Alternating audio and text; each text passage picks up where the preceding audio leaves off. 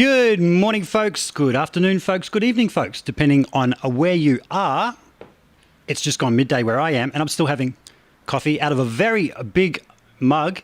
So my next guest just told me. Now you know why I usually have to duck off halfway into these things. It's because I drink 3 or 4 of these before we even start. But welcome to another Chit Chats with Git Cats, number 33. They're flying past. And I finally feel comfortable with it and not a rabbit in the headlights going, oh, I'm talking live. Got some cool guests coming next week as well. I've just locked them all in. Feel free to go over to my YouTube channel and like, subscribe, notification bell, all that kind of stuff to keep up to date with all that. But I hear somebody tapping on my door. A ding dong. Who have I got? It's no other than Mr. Doug Rappoport. Hey, Doug. Hey, man. How you doing, Rick? I'm doing good. Mate, thank you so much for joining me. Oh, my pleasure. Thank you for inviting me. Yeah, no problem, man. As I said to you earlier, as we're getting a bit of a sound check together, this has been really fun, like reaching out to a lot of my favorite guitar players, and it's surprising who'll say yes if you go about things the right way and ask nicely. So I do thank you. Yeah, my pleasure. Man, before we get into it, I'm just going to say, you are probably my favorite guitar player on YouTube at the moment, doing the product demo thing. I just love your style, man. It's a perfect blend of feel, and you can just see it when you're squeezing the notes. You know, you're playing from the heart, but, you know, just that right bit of flash as well. There's a lot of guys out there who I think are so obsessed with showing off their chops that they're not really doing much justice to the product. And you've got just that right blend of the two where I'd like to be. Thank you. That's very kind. Yeah, no problem, man. Yeah, the demos are cool because I can just sort of not have to put any pressure on myself because I'm focusing on the product. So it kind of takes the pressure off me to like show off or just be over the top. I can really just sort of let it be about that and about me. So it's cool. It's also a great way to get your own music out there without that pressure of, hey, I'm doing an album now, right? Exactly. I've had a few people say to me, hey, don't forget about doing your own music. And I look at them and go, think about that, man. I am doing my own music while I'm doing these product demos. I'm writing a song for each product. That's right. And I'm getting a hell of a lot more views and listens that way than I ever did being in an independent band trying to make the scene. So that's right. Yeah. I did it's a new world, man. It is. I did click to that a few years ago that the new guitar hero was the YouTuber guy. So I thought, I'm going to have a go at that and slowly chipping away at it and, slowly coming in. So like, subscribe, all that kind of thing. Give us a hand. Same with Doug. What's your channel called, man? Is it just your name? Doug Rappoport, yeah. Just like that. Yeah, come on over. Come on over. And I'm going to hit this little button so we get a little logo in the corner that says thumbs up, subscribe, notification bell, boom. So both for mine and Doug's if you guys are that way inclined.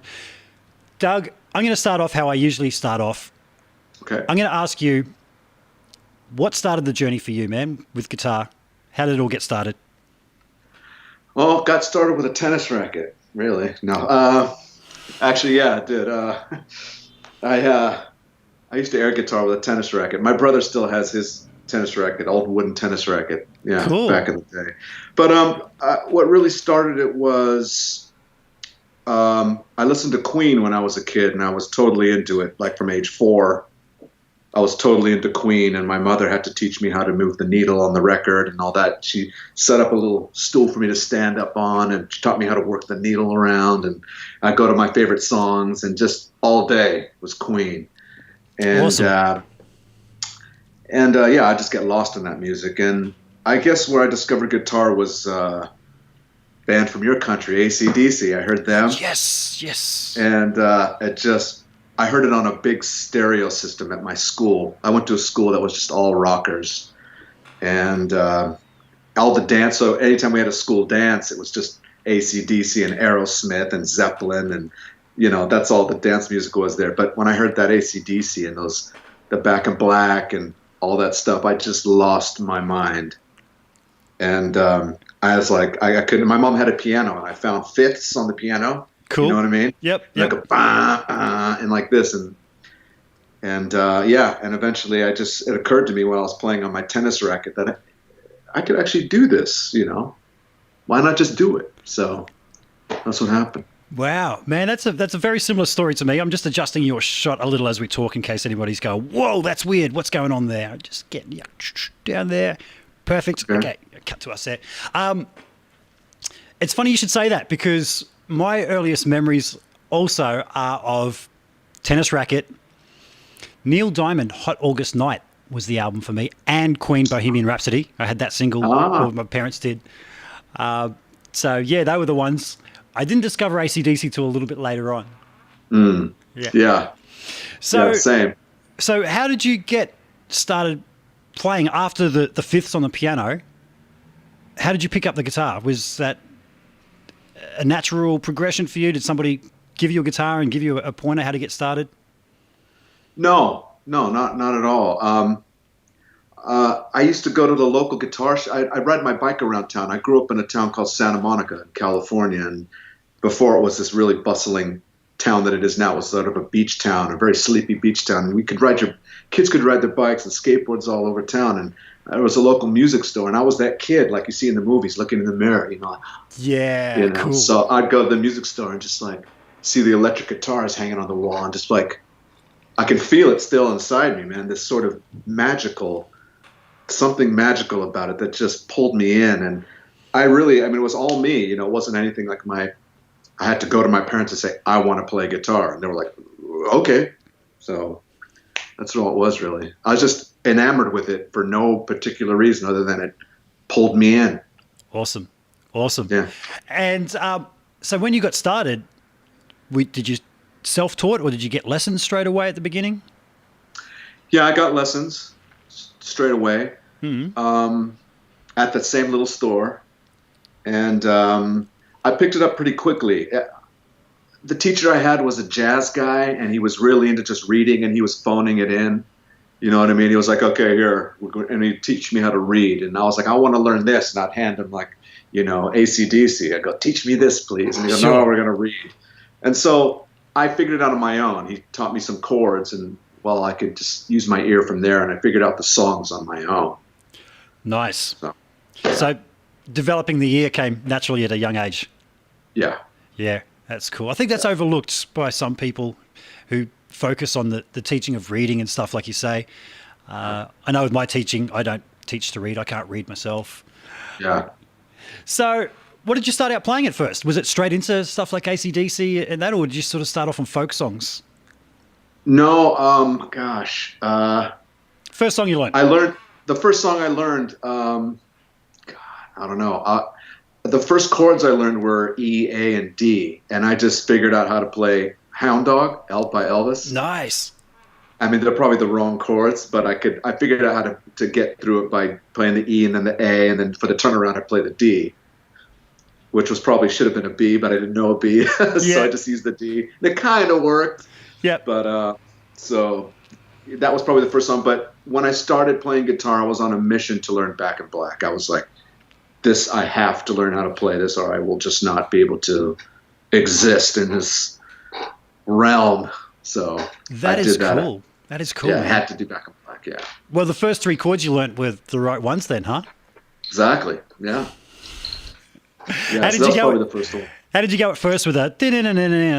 All that little line. Oh, I'm sure I completely destroyed it, but it sounded great to me, Yeah.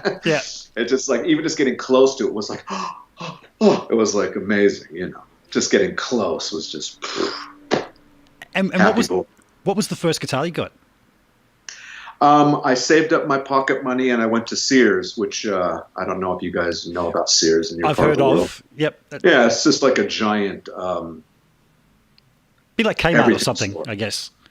Kind of, a little more. Yeah, maybe like Kmart, but it's more like Tool. Anyway, they had acoustic guitars there, so I had $31 that I saved up, and I went and bought a little acoustic guitar. That's how I started. Nice. Yeah. And how long did you play acoustic before you jumped over to the electric? Probably about, I don't know, maybe a year. I think my parents were waiting for me to just sort of say, okay, I've had enough. Yeah. And what was the first electric you got? It was called West Tone. Oh yeah, I've seen those. Yeah. Yeah. Okay. Wow. Yeah, it was called a West Tone, and that's what that local store, the one that I used to look in the mirror or the window of as a kid, that's the main one that they carried was West Tone. So I bought one there, and then shortly after that, our house got robbed. Oh no! They took my guitar, and I was so devastated. And my mom went to the local store and got a Gibson catalog, and I picked out what's called a Gibson Invader. Nice. Which kind of looks like a Les Paul. It's like a super cheap Les Paul, but I loved it because it looked like Steve Clark's Les Paul in the video Foolin'. Nice. It looked just like that. So I was like, that's the one I want. So that was my guitar for a while after that. Cool. Yeah. And what about amp? Did you get an amp straight away to go with it? I did. I don't remember what it was called, though. It might have been a crate. Okay. Yeah. I wasn't real big on those. I just got a crate of shit. Yeah, crate of shit. Yeah. They weren't the best sounding amps. I do remember my first one was a PV. I was going to say PV Rage, but that was a second one that I'd won along the way. But PV Studio Pro 112 was my little jam in the early days. I actually played for a long time without an amplifier. I grew up really? living in a caravan with my mum, and I used to just hold the headstock of my electric guitar against the caravan walls, and the whole thing would vibrate, and it was like this big acoustic chamber. Oh, wow. Yeah. Was that with your electric guitar? Yeah, with my electric, yeah, totally. So when you had your Gibson Invader and your little crate, did you start playing in bands with other musos soon after that? Oh, my God. So I had been playing for, I guess, about a year at this time, and there was a music producer, a guy who I think he was in the band. There was a band called Alabama. Yep. And I think he was one of the guitar players, a songwriter for the band Alabama, and he was putting a band together around his daughter, who was a singer. Cool. And he was going around to the music schools in L.A. and auditioning kids, right, to be in the band. And so I didn't even know. I think I barely even knew bar chords at this point. And I auditioned. I went to the audition. The school called me in, and I got the gig. So I was immediately in this band. It had a lot of money, and we rehearsed every weekend in this fancy Beverly Hills studios, and it was a whole thing, man. And we were going to do this huge. It was all to do this one show at a club called the Stardust, which is a pretty famous club in LA. That's where Van Halen did. Starwood. Okay. Van Halen did a lot of big shows there. So anyway, that was my first band. So it was like real money, and we had costumes and the whole deal. Anyway, it all fell apart. All went to shit. So but that was my first band. Nice. Yeah. So that would have been, I mean, for a first band, if the parent was from Alabama, that would have been a pretty pro run kind of thing, I'm guessing, compared to most people's first band. Yeah, for sure. It was a hell of an experience, man. It was like, I had to learn really quickly, and they were real good with me, real patient. I learned a lot, and so it was cool. I don't know why they picked me. I mean, I could barely play bar chords, man. I don't know. That's weird. It's funny though. I think people who are accomplished musicians themselves can recognize in younger talent whether they have the music gene, you know. There's just some people that when they play guitar just have, or play any instrument, I call them 10%ers. They just have that 10% more than other people do. And it's apparent just with one or two notes. And maybe they saw that in you and thought, yeah, this kid's could go places. Maybe. Yeah. and what came after that? After that band dissolved, what came next? Oh, man.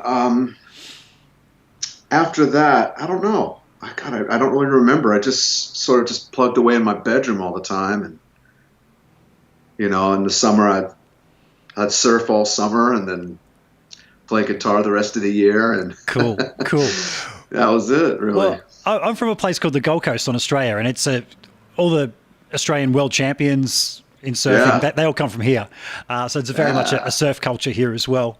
So it's funny, me being so white and pasty.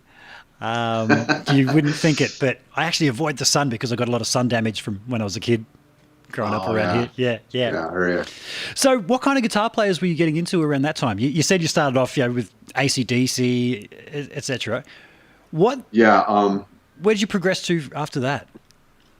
Well, after just, I was obsessed with Angus for a long time. He was all over my walls. And then I heard Van Halen. Mm-hmm.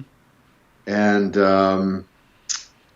I just sort of snowballed into, it was like the early 80s. So by the time I was becoming guitar aware, it was already Van Halen and Yngwie Malmsteen and George Lynch and Vivian Campbell and Jakey Lee and all these guys from the 80s. And it was like just,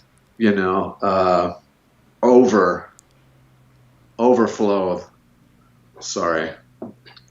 You're right, man. Just an overflow of guitar heroes. Yeah. So for me, it was Eddie Van Halen. And then after that, I discovered Warren DeMartini.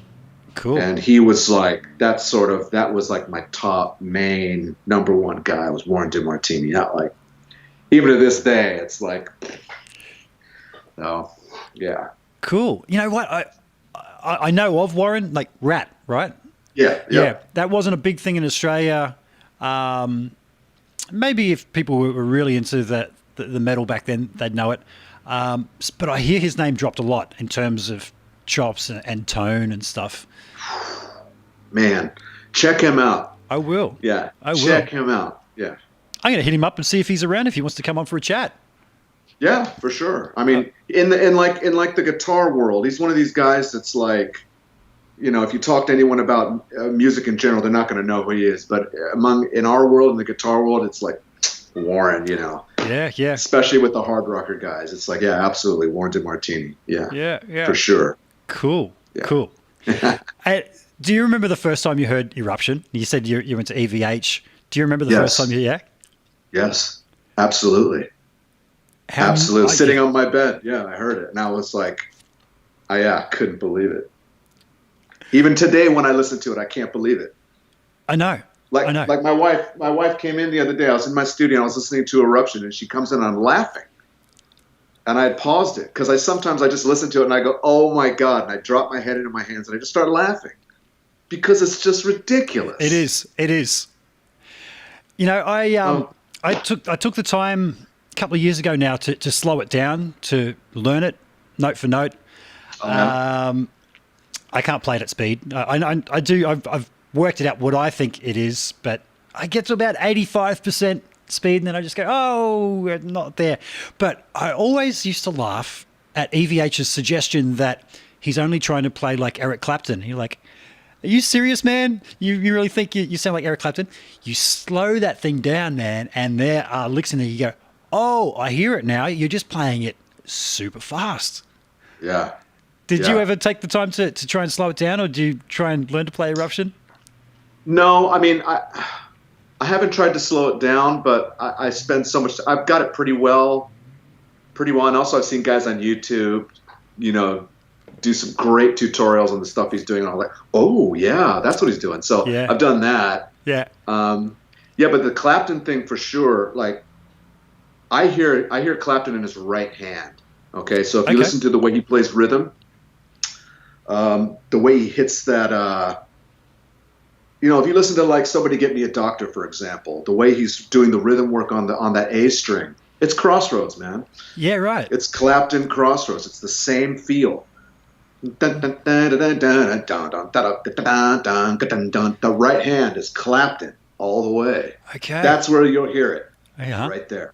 Yeah, awesome. That's the Clapton. Yeah. So, Doug, your current gig is, you got two cool gigs. The Edgar Winter Group.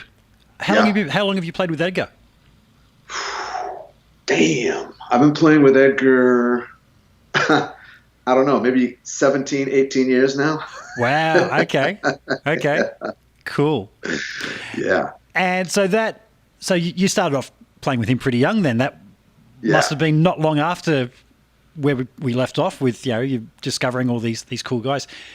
Yeah. How did that gig come about?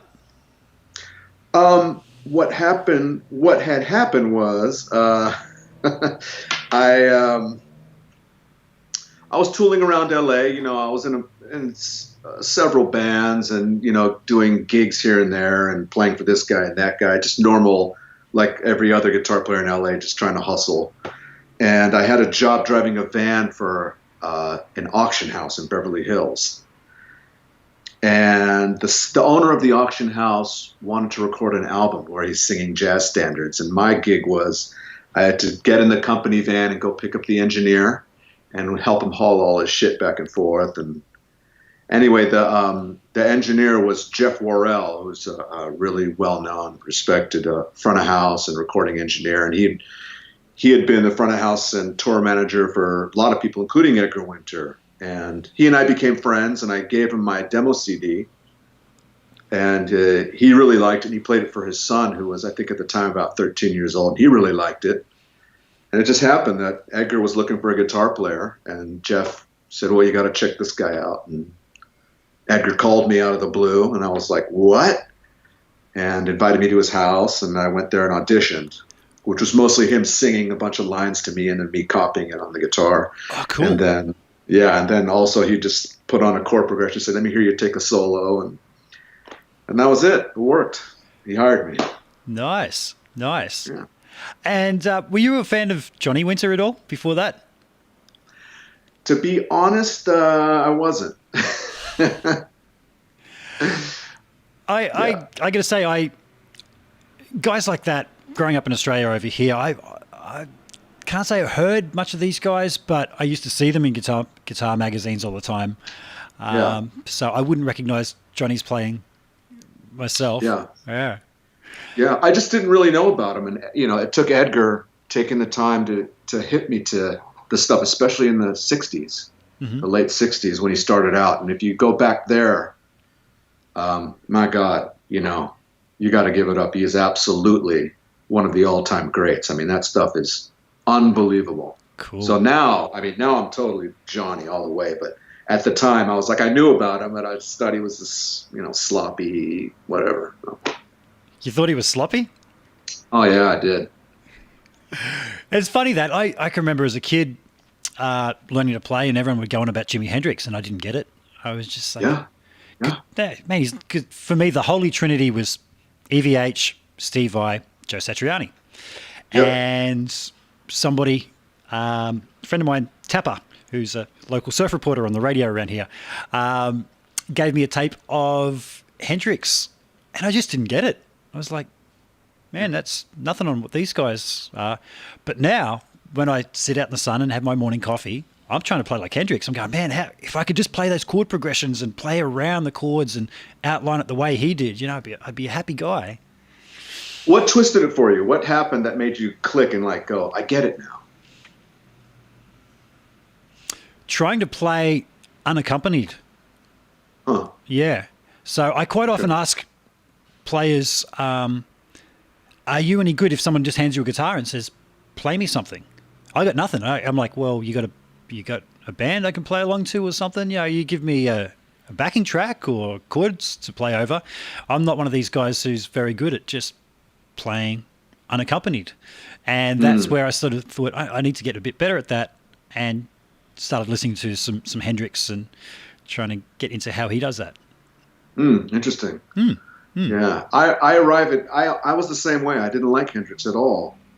And I didn't get it. People would get pissed off at me. It's like, oh, you're stupid. And I was like, well, I think you're just saying you like him because that's the thing to say. But anyway, I just didn't get it. And I don't think it was until I discovered Stevie Ray Vaughan. Oh, really?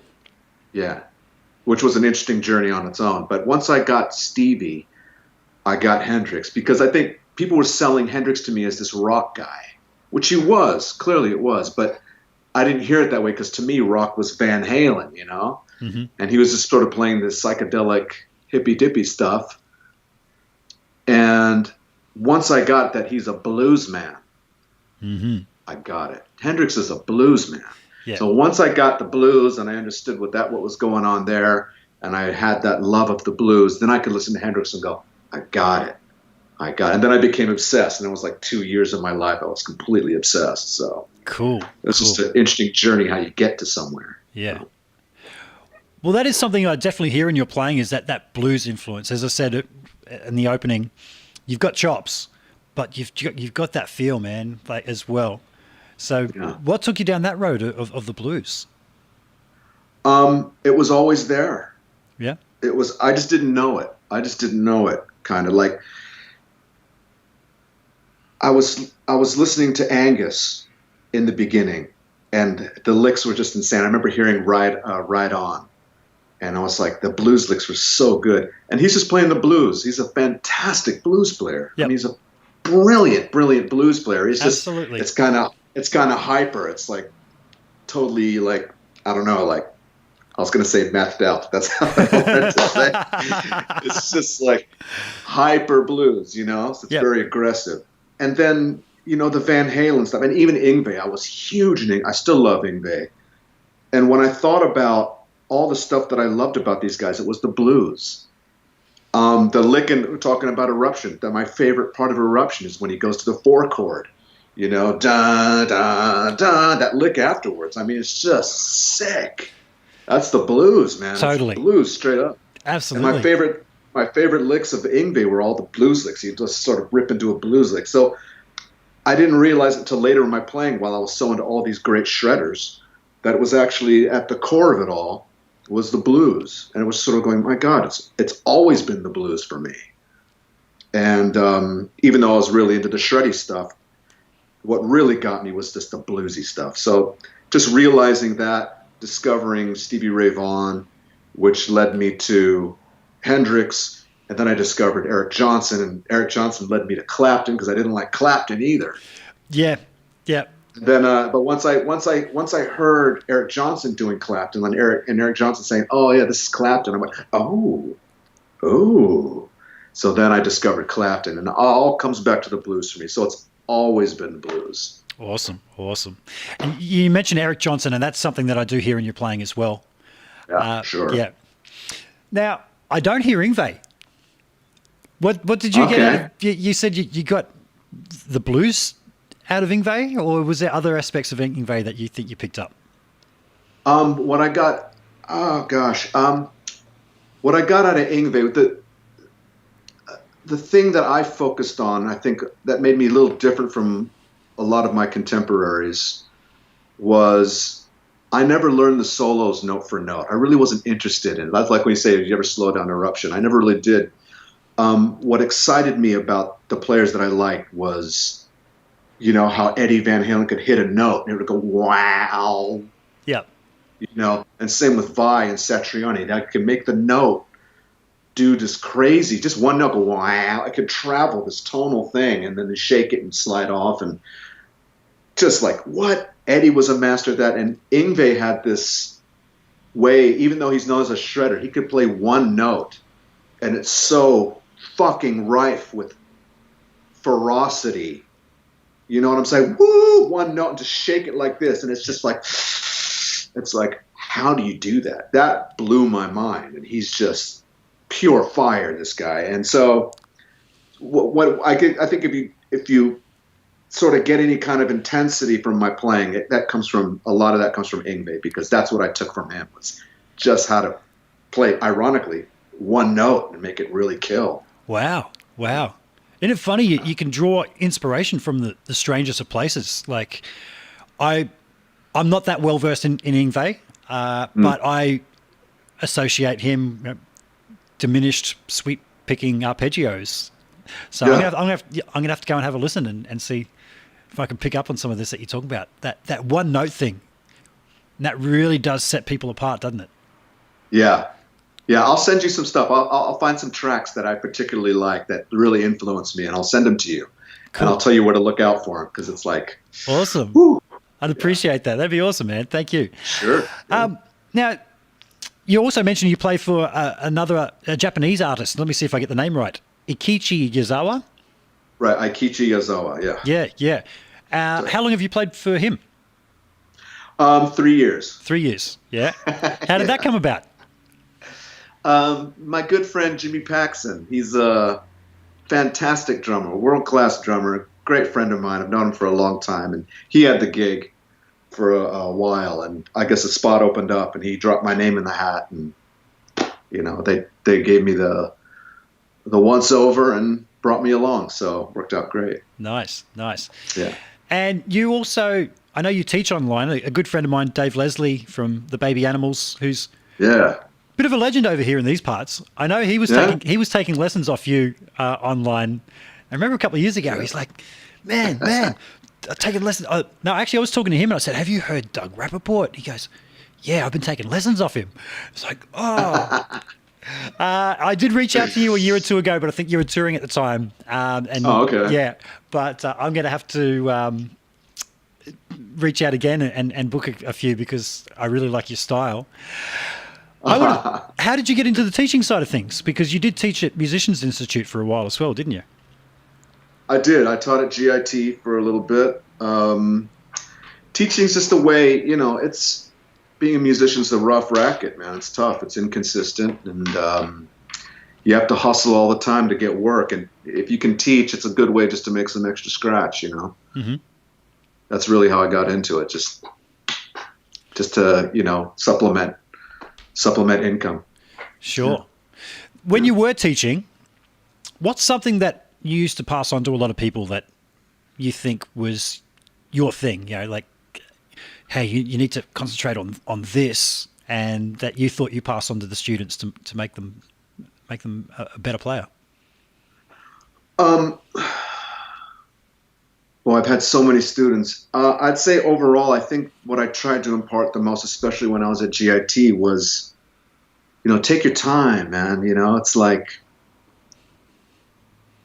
a kid would come in and go, I got to come up with a solo and it's 16 bars. I don't know what to do, man. Can you help me? It's 16 bars. I don't know. I can't think of anything. And I'm like, dude, just play one note, man. Just like, cool. Slide it off. You know what I'm saying? And come back with another one, There you go. 4 bars are gone now, right? And so I just get them to calm down and go, oh yeah, okay. Maybe don't play anything for a few beats and then throw in a bend here, you know what I mean? And repeat it, how do you make 16 bars happen? It's really not that hard. So I guess I would teach them to take their time, and rhythm, I think, was one of the things I taught a lot. I taught people rhythm a lot because I found that to be the most lacking in the majority of my students is rhythm and time. Yeah. I have to agree with you on that one. And I bring this up a lot, that I know some guys that absolutely smoke it when it comes to the shredding, but the rest of the song, they're terrible, and they don't get it. I had an interview with a chap named Bob Spencer on here a couple of weeks ago, and he's the current guitarist for an Australian group called Roast Tattoo. I'm not sure if you've ever heard of Roast Tattoo. I've heard of them. Yeah. Sure. And everyone talks about Malcolm Young in Australia as being, the rhythm guy. And I think Bob's not far behind him. He had some great tips on just the way he plays rhythm and how he approaches it. Wow. So, terrific. That is a great thing. I'm interested to know your approach to the fretboard, because everybody's completely different. And, some people use the cage system. Some people are 3-note per string. Yeah. What's your approach to the fretboard, man? I was always a 3-note per string guy. I didn't learn the cage system until I went to GIT to go teach there. And I knew nothing about it. And so they handed me the curriculum and I was like, caged? Interesting. And I learned it, and it's fantastic. It's a great way to learn the neck. Yeah. So I do both now. I sort of view the neck in chord shapes. I view the neck in 3-note per string and chord shapes and chord tones, basically. Cool. So, so I sometimes bring up caged with people, and they don't know what I'm talking about. I did hear reference to it when I was a youngster and didn't know what they meant, that they were actually referring to the chords C, A, G, E, and D. So I'll bring that up with people and they go, oh, no, I tend to play around the chords. And then they start explaining to me the cage system, basically. Exactly. It's like, you already know it. You're not calling it that. Yeah. Yeah. Working at GIT, I had the good fortune of getting to peruse their curriculum. Mm-hmm. And also I had Scott Henderson like 2 doors down from me, Oh, wow. just sitting in a room jamming all day, and Alan Hines and all these phenomenal world-class players coming through there. Kirk Fletcher, all kinds of guys, man. And so I would go and just like, if I had some time, I'd go watch Scott Henderson play. And I asked him, how are you doing that? And he didn't say cage necessarily, but I could see he works around the chords. Mm-hmm. You know what I'm saying? He sees the chord shape on that neck and he works in around it. I can see that happening. So cage is a good thing to learn. It's good to visualize the neck in chord shapes, not just linear scale tones, but really try and visualize those chord tones in there too, because you can't really. He used to tell people, if you play the chord tones, you're not going to be in the wrong key. If you play the chord tones, you won't make a mistake. Sure. And that's something I've been trying to incorporate a bit more into my playing. And I'm just looking at the comments there, and I'm not sure if I'm saying the name right. Gonzalo Cordoves. I'm sorry, I'm not good with the with those names. Says chord tones, just notes, man. So I think David Gilmour's one of those guys that actually just plays the notes of the chord with a few passing tones in between and just comes out with those beautiful melodies, huh? Yeah. It's a great way to go. Yeah, for sure. Totally. And so we talked about Hendrix. A lot of his stuff, I guess, could be applied to playing around the chord and the cage system, I guess. Would you agree? I haven't really thought about it. I don't know. I don't think there's anything really conventional about the way he plays. Yeah. It's like he just seems to come at it from some kind of angle that just defies convention. I really don't. Yeah, I've never been able. I don't think there's a way to. I don't know. It's bizarre. He's just one of those 1 in a trillion guys that just. I don't know. I don't see it that way particularly, but maybe. Yeah. Maybe. So, Doug, we haven't really talked much about gear apart from back with your West Tone guitar.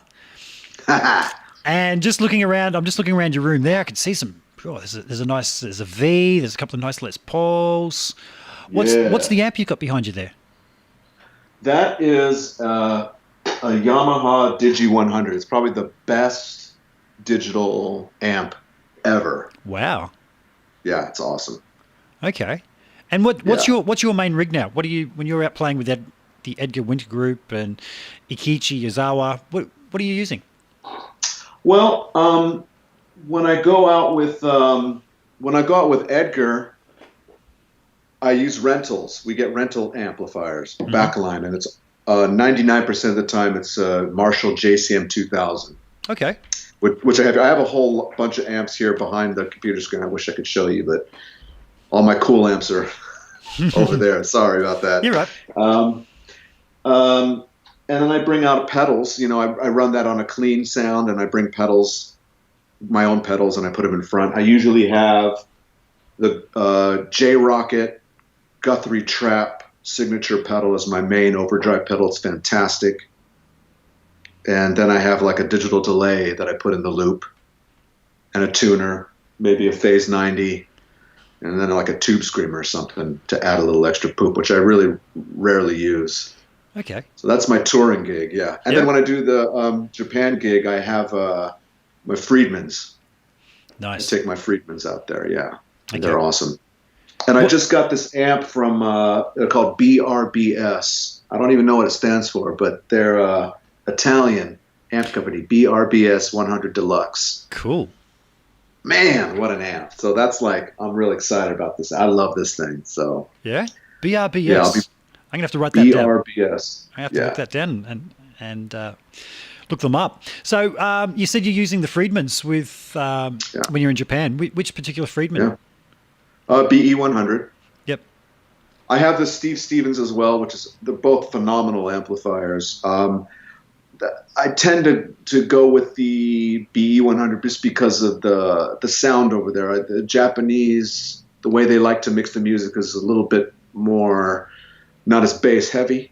You know what I mean? Like it's funny. I have these conversations with Japanese musicians, and they're not used to the kind of bottom end that we bring over here on the West. It's like we like the thundering, powerful lows, and in Japan they're like, ooh, Really? So it's kind of funny, yeah. So the BE's more emphasis on upper mids, whereas Steve Stevens has got that thundering bottom, which kind of screws things up a little bit. So I usually just end up with the BE100 for the tour. Totally. Yeah. I got the chance to AB a Steve Stevens and a BE100 in Germany last year at 42 Gear Street, which was a YouTuber event put on by Henning Pauly.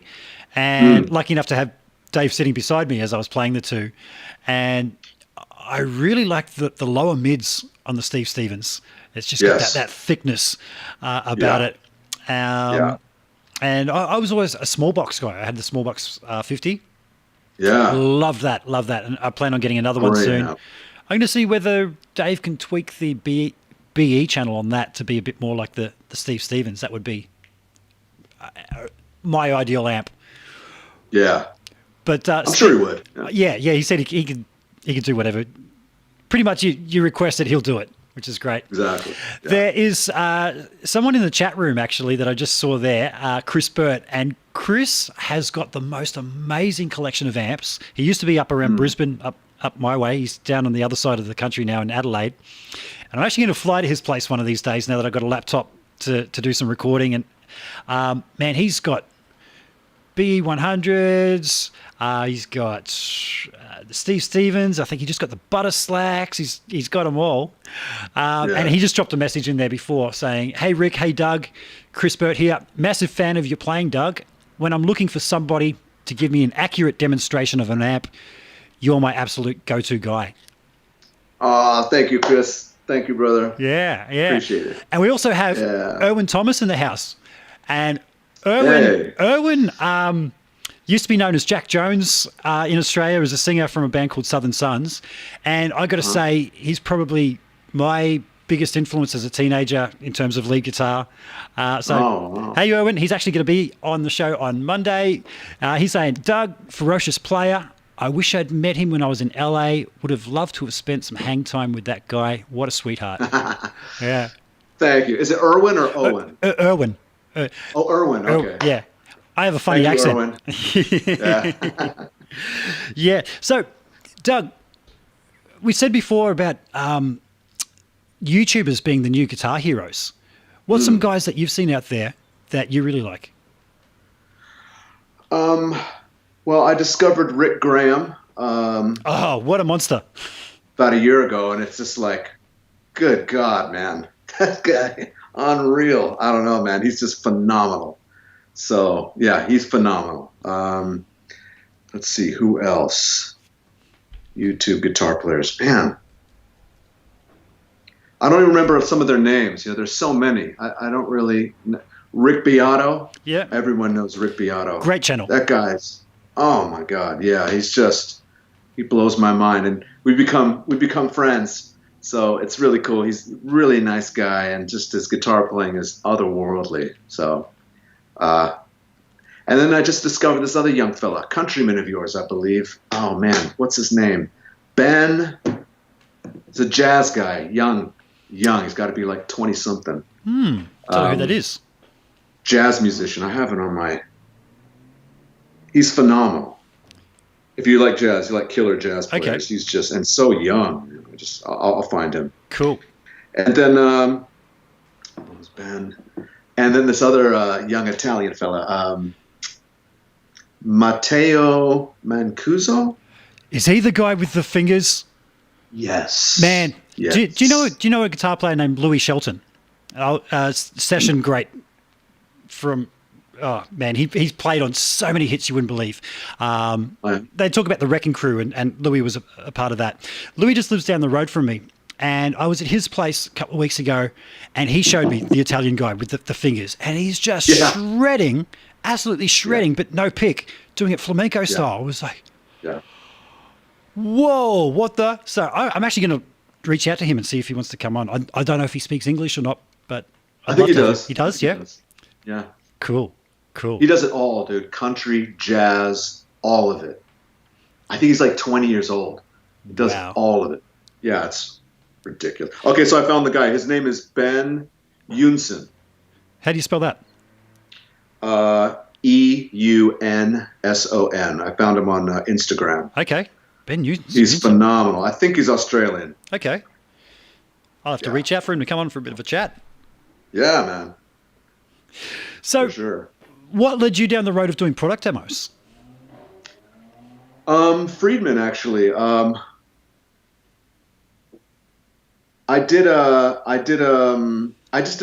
just was recording stuff and putting it on YouTube just to see what could happen with it. And then Rob, he owns Tone Merchants. He said, "Man, I'd love to you just, plug in our amp and just play. I want to see you shred on the amp. I'll give you a little bit of money and you can just make a video. I'd love to do it." And that's what I did. I did my first demo video with the B, and that's the video that's got the most hits on it. I mean, it did really well for me. It really blew up for me. I had people send me videos like in China and from all over the world of people like copying that video, which is really flattering. And it just sort of went from there. And they're like, "Cool, do another one." I was like, "Okay, do another one. And that was pedals, and it just kind of went on from there. Nice one. And do you find people recognize you from the demos? Like if you go to NAMM and stuff like that, that's where people know you from? Yeah. Yeah. Totally. Cool. I had the weirdest experience, man. I started doing product demos a couple of years ago, thinking that I would probably have a couple of years at doing it before anybody noticed. And it was maybe my third one that I did, which was for the Small Box 50. And you mentioned Rob from Tone Merchants. Rob reached out to me and said, "Man, saw your video, love it. You coming to NAMM? Here's a pass." And I went, "Oh, I'm not ready for this, but yeah, I'll come over." And man, the strangest thing, I had just watched a video of Phil X talking about how people think they know him through his videos, and that mind blank. Peter Frampton come up to him and was all like, "Hey man, good to see you." And he's like, "Oh, nice to meet you." "I know, we've met, And he thought he knew him through the videos. I'd just seen that video. I go to NAMM. I see Phil X standing just over yonder. He looks over my way and does the whole... And I'm doing that typical... Right. And he comes over and he's like, "Man, hey, good to see you. We've met before." I'm like, no, I think maybe you've seen my video. So to hear him talk about that and then him do it to me was just, classic. That's hilarious. Yeah. So that's another guy I love watching. I'm a big fan of his too. I love his video. Same. For a long time, yeah. He's somebody I'd love to get on for a chat. If anybody out there knows Phil and can connect me to him, I'd send me a personal message. I'd actually love to get him on for a chat. So you said you started off with the Freedman stuff, and did that open up doors to approaching other companies, or do you approach companies? Do companies approach you when it comes to the YouTube demos? No, they approach me. Yeah. Yeah. Cool. I'm really bad. I'm horrible. One of my biggest downfalls as a musician is I'm a lousy businessman. I don't do the whole reaching out and cold calls, and I can't sell myself with the damn. You know what I mean? I'm just a guitar player, so I'm really bad at like the whole advertising and the whole thing. So you know what? I think that's all of us, man. That's all of us. We're not business people. No. I saw an interview, or listened to an interview with Buckethead, of all people. And he's the mystique of who is this guy, and this interview was actually with him and his psychologist. And to hear him talk, it's the only interview out there of him actually talking as him, as Brian, and it's really candid because he's talking about his nervousness and how shy he is, and that's why he does the whole mask and bucket thing. And he was saying that the amount of missed opportunities that he's had in life because he's not that businessman. He's not, he's scared to pick up the phone and call people for different things. So it's a common thing, isn't it? It is. It is. And the thing that drives me crazy is the other side of that is that, and I don't blame them, and I never begrudge anyone having a great career, but I see a lot of guys who really aren't that good, just, having a really good career, like crushing it. And it's like, it's like, how this guy, he doesn't play that good, but they hustle, man. They got a hustle in them. They aren't afraid to just go, "Hey, here I am. Here's my shit. You got to take me," and then keep calling back. And, some people have it. You know, they got that kind of game and they do well, and good for them, man. You know. Absolutely. So, yeah. Yeah. I've seen that. I do a bit of production work just around my hometown, and I've seen some amazing talent that I've worked with that just don't have the business smarts to chase it up. Yeah. And then I've seen, man, probably the most vanilla person I've ever worked with in the studio, who has his wife is really good, promotions and all that, just putting him out there. And I'm just thinking, are you serious? This guy's so ordinary, but but you got the right person, right person behind you. Yeah. Totally. If you got somebody hustling and doing, you could, anyone, you know what I mean? I've seen the same thing. I've seen just like, it's like, wow. I mean, they're just working hard and putting it out there and getting up every day and being motivated. It's like, it goes a long way, and they do well. They can do well. Absolutely. So good for them. Yep. I got a friend of mine, Brooke Supple. Look her up. Anybody watching, I got to get Brooke to get her YouTube page in order, because, man, that is one talented singer. She was backing singer and guitar player for Sinead O'Connor for many years, touring the world with her. Also, the group The Cause from Ireland. She was touring with Andrea Corr. I did an album with Brooke maybe about a year ago. I'm no country player, so I did most of the guitars, and then I reached out to Sean Tubbs, who came and played on a few tracks. Another guy I love to watch. Oh, man. Sean, he's amazing. Yeah. Actually, I'm going to hit up Sean to come on the show as well.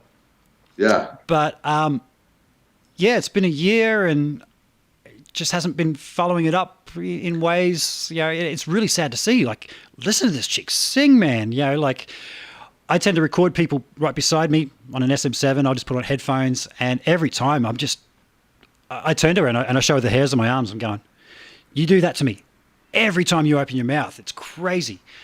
But it's just that promotion thing. So as a little game plan, I'm actually going to maybe get her to come in here and do a few live tracks, so that, as I said, I'm drinking from a very big coffee cup, and I have a few of those. And I warned you. I said, man, if I do that means I got to nick off to the bathroom. I should plan a little break and just play some songs of her, because it is just goosebump stuff. Cool. Yeah. You aware of any artists out there similar that you think might need a bit of a go check out this person? Yeah. Well, yeah. I mean, I have a good friend of mine. He's been a friend of mine for 20 years, and I'll tell you straight up, hands down, he's the best guitar player I've ever heard in my life. Yeah. Okay. Yeah. I mean, not to take away from any of the brilliant guitar players I know out there, but this one guy is so gifted, and he's so good. He's so, and he just, he sort of took another musical path, and he just didn't go out there and hit it, and no one knows who he is, and I swear, no one believes me when I tell him, I know this guy. He's the best guitar player in the world, man. He's like so stupid good. So, but I do know. What's his name? What's his name? So we can all check him out. Let's give him a plug. He doesn't have any. I don't know if I should, because he's really like. He's really private person. Okay, I get it. If they're private, yeah. Now, Doug, when I asked you about your touring rig, it was all analog gear. Have you ever gone down the road of trying the various modelers and using that as a live solution? I did, yes. When with the Edgar Winter Band, we went on in-ears several years ago, and it was a nightmare, man. It was the worst sound I could ever, I set up my amp, I set up my pedals, I get a tone that I can work with, and it's great, and they put a microphone on it, then I put the in-ears on, and it's like you plugged into a Boss Metal Zone and then right into a console. It's just the most horrific sound. And how am I supposed to play like that? It's like, how am I supposed to be me? How am I supposed to have the dynamics and the touch and all that stuff when all I'm hearing is this awful sound? So we spent a lot of time trying to work that out. And eventually I just said, that's it. I just got to find another solution. And I went with the Kemper. Yep.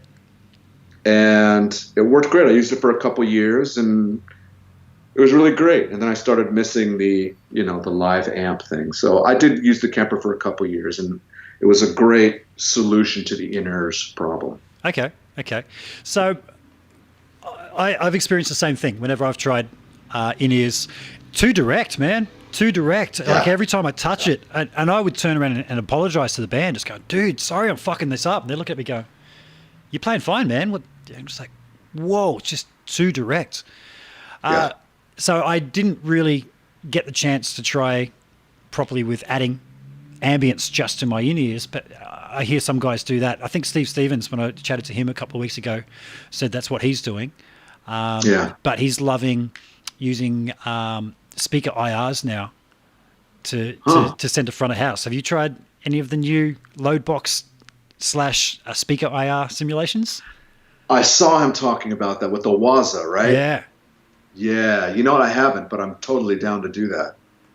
Yeah, for sure. I'm definitely into looking into that. I can't remember if it was actually on air or when we were talking beforehand, but he said he plugged it in, give it a try at sound check, and his sound guy just came running down to the front going, man, you got to hear this.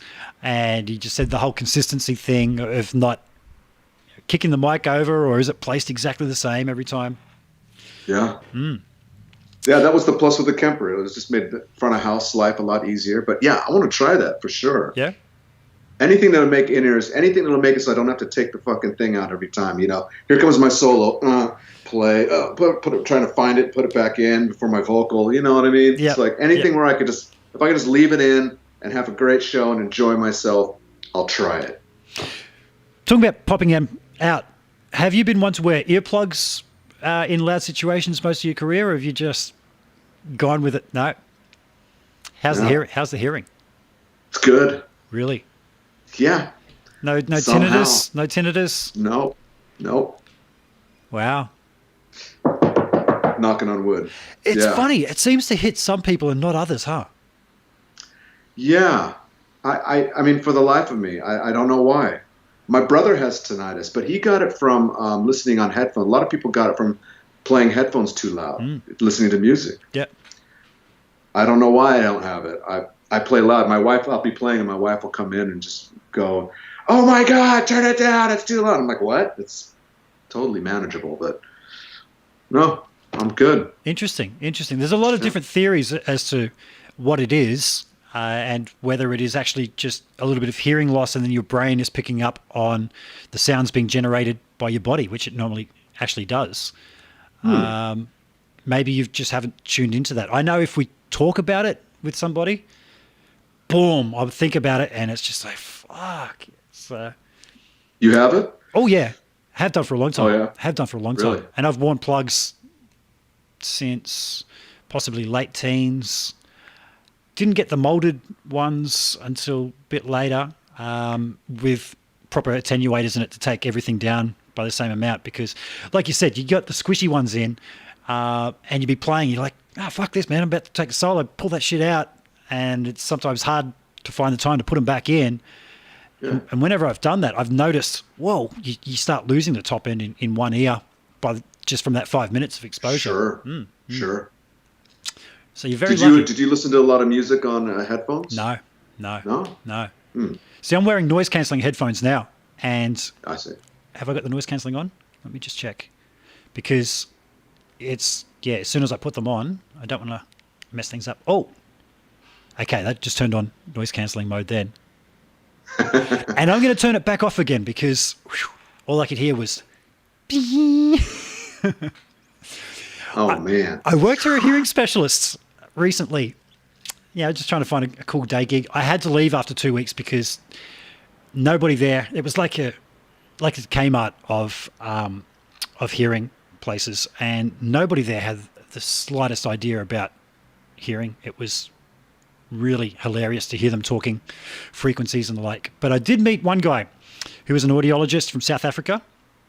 And we sat down and did all the tests and everything. We tried to actually pinpoint what frequencies. And it's 2 different frequencies that seem to be going off in my left ear. So it's not limited to just one. How about damage from playing? Have you had any, overplayed and given yourself tendinitis or anything like that? That has happened to me before. Yeah, but not bad. I mean, nothing that doesn't go away after a day, Yeah. Never anything severe. Never. Yeah. Cool. So you never. I did. You What's go. that? You go.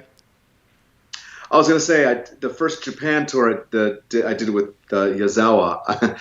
A lot of people may already know this story, but anyway, I broke my finger. Whoa. Yeah, man, my middle left finger, and woo, yeah. So that was the only time I've ever like injured had an injury. But I finished the tour. I figured out how to play all my parts with my finger in a splint and finished the tour. Wow. So, wow. Yeah. Did you see the pictures recently of Tommy Emmanuel dislocated his finger? Oh, I did see that. Yeah. Oh, it was brutal. It was like right angle. Yeah. Man, Crazy. what must have been going through his head at the time? Yeah. It's a nightmare. Yeah. It's a nightmare. Absolutely. It's like the worst dream. Speaking of Tommy Emmanuel, can you do any, the boom chick, Travis picking kind of thing? Is that a road you've gone down? I can. Yeah, I did. I went through a phase where I was really into Chet Atkins. And I learned a lot of that finger picking stuff, and it's something you got to keep up or it goes away. I can still sort of fumble through some stuff, but yeah, I know how to do that kind of stuff. Cool. Yeah. So earlier when I was saying about not being able to accompany myself that well, I need to play against someone, maybe that's something I should look into. It's so fun. It's so good. Where do I start? Chet Atkins, because he's like the daddy, man. He's I wouldn't say the original, but I got a videotape of his long time ago. I just look for some Chet Atkins instructional videos and start there. And great teacher. You learn about 5 or 6 songs, and it's fun. It's really fun. Wow. Okay, I'll check that out. I have seen some Tommy Emmanuel videos where he's showing, and he calls it boom chick. Boom chick, boom chick, boom chick. I actually had a photo shoot with Tom back in 91. He was, the rest of the world sort of clued onto him later on, but late 80s, early 90s, he was everywhere on Australian TV. And it was a shame. He almost became, like that variety show judge or something. And it wasn't until he went overseas, I think he moved to Nashville, that he became taken seriously on the international scene. But I had a photo shoot with him back in 91, and he's gone to hand me his guitar and said, "Here, have a play." I just looked at him and said, yeah, no. What do you play in front of that guy, man? What do you play in front of that guy? His brother Phil, who just passed away recently, was an amazing electric player. I actually like his electric playing better than Tom's, but then you give Tom an acoustic guitar and you're just like, how the hell are you doing that, man? That's like 3 guys. Yeah, I've heard of him. I haven't really heard Phil's stuff, but I've heard that he was a great player as well. Yeah. The two of them started as kids around Australia touring, and there's photos I've seen of them both playing the same guitar as 5 and 7-year-old kids, and then they continue doing that later on in life as well. Yeah. Man, that's amazing. I'm blown. I've got to tell you, man, just to give some props to your country. Yeah. The talent thing. I mean, I don't know how many people. What do you have? Like 20 million people in your whole country? Something like that. Yeah.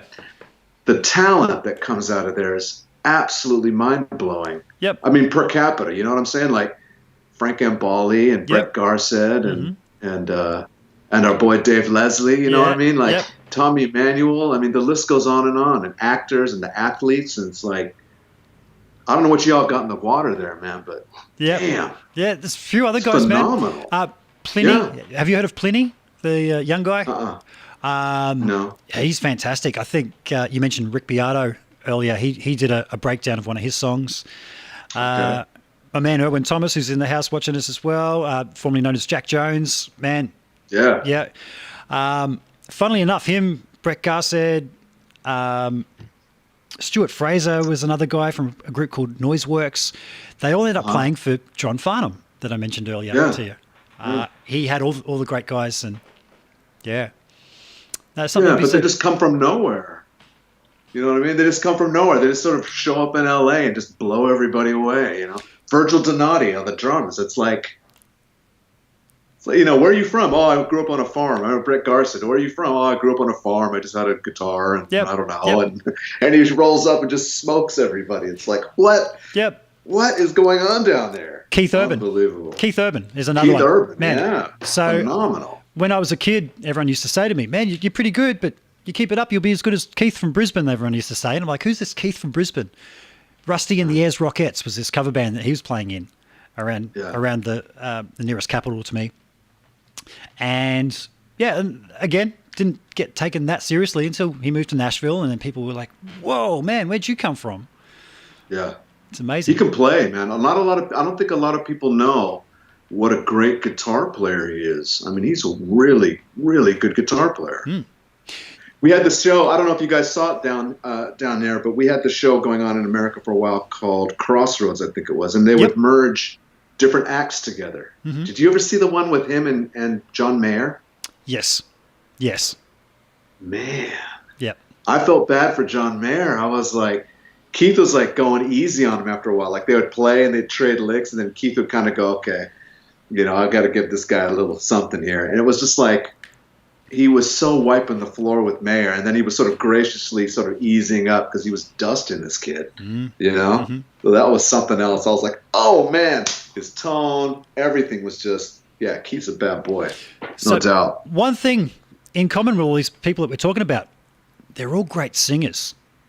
And that really sort of got me. I noticed that at a young age, that a lot of the Australian guys that I was into, I haven't mentioned Ian Moss is a big Australian guy from a group called Cold Chisel. Everyone knows Jimmy Barnes as being the lead singer. You probably haven't heard of these guys, but they also had the guitar player would sing as well. And the way he sang, you can hear that same feel in his playing as when he's singing. Yeah, sure. Yeah, you said John Mayer, Keith Urban, Erwin Thomas, all these guys, man, they're all great singers. Okay. Yeah. So I believe it. I wonder if there's a connection, between, I don't know whether they start out as singers and then pick up a guitar later, or the other way around, but there just seems to be that connection. Well, I did a tour with Pat Travers, and he's a lot of fun, man. What a character! Great guy, man. Hell of a guitar player too. That might be someone you could talk to too. Yeah, right. And Pat was like talking about, you can tell someone singing vibrato usually is the same as their guitar vibrato. Yep. Yeah, so I thought that was pretty interesting. That's right. Yeah, that's something that I picked up. These guys have the same vibrato. Interesting. Speaking of vibrato, you said that you're really into AC/DC. Yeah. Angus, one note, and you can just hear that. It's him, huh? Yeah. Oh, yeah, absolutely. Yeah. Love it. Love it. Yeah. It's funny that you said you got into AC/DC at such a young age. When I first started playing guitar, for me, we had to do it at school. And I was absolutely shit at anything at school except when they gave us a guitar to play. I seemed to pick it up pretty quickly. My next door neighbour played guitar in groups back in the 60s, and he gave me a tape of The Shadows. He said, man, you need to learn this stuff. So there was guys at school learning Randy Rhoads and stuff, and I was like learning The Shadows. Yeah. And then along for me came Mark Knopfler from Dire Straits. And I just thought, listen to that. And my mum actually bought me a poster of AC/DC, not knowing who they were, but she just saw the guitars and went, maybe you'd like this. And I'm like, 12 or something. And I was freaked out by it. I was just like, oh, no, that's devil music, man. And I took it back and got myself a Dire Straits poster. And then maybe a year or two later, I had discovered AC/DC. And like you said, Back in Black. And I was just sold, man. It was just like, I had to play that shit. Yeah. I think I recently, as soon as I moved to Portland or Oregon, I immediately hooked up with a guy named Kelly Lemieux, who's a fantastic bass player. He plays for Buck Cherry. Cool. And we got together. I had been in Oregon for like a week, and we got together and we jammed. And we just played some AC/DC and Van Halen with his friend Ryan on drums. And we ended up putting together a band. We ended up putting together an AC/DC band. And the idea was, because tribute bands are pretty popular up here where I am, but he wanted to do Bon Scott era AC/DC B-side. Okay. Cool. So like not the big hits, but sort of other big songs that the real diehards would know, you know. So, and that was honestly my first introduction to the Bon Scott era AC/DC.